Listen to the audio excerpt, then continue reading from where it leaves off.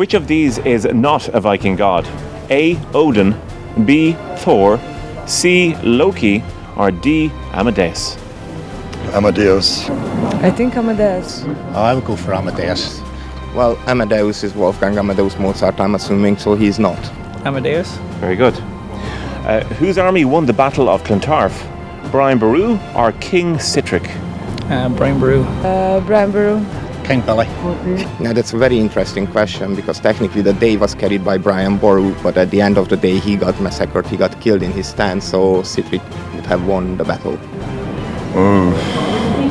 How hard? I'm not Irish. 50-50 chance.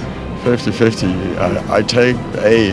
What is the name of the Viking thought to have discovered North America 500 years before Columbus? A. Leif Erikson, B. Leif Blower, C. Carl Carlson, or D. Stellan Skarsgård? Leif Erikson.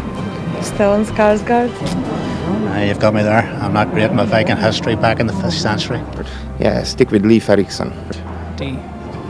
D. Stellan Skarsgård. Yeah. Not correct, I'm afraid. A. Leif Erikson.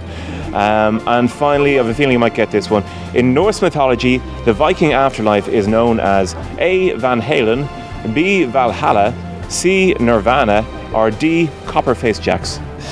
Valhalla. Valhalla. Valhalla. I think I'll go for B. I go for Valhalla.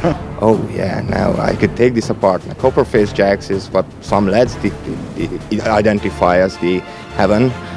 What was there? Van Halen. Nirvana. Nirvana is actually a Tibetan idea of where you are going once you die. Van Halen, yeah, Van Halen is rock heaven, kind of. But stick with Valhalla, you are getting better off.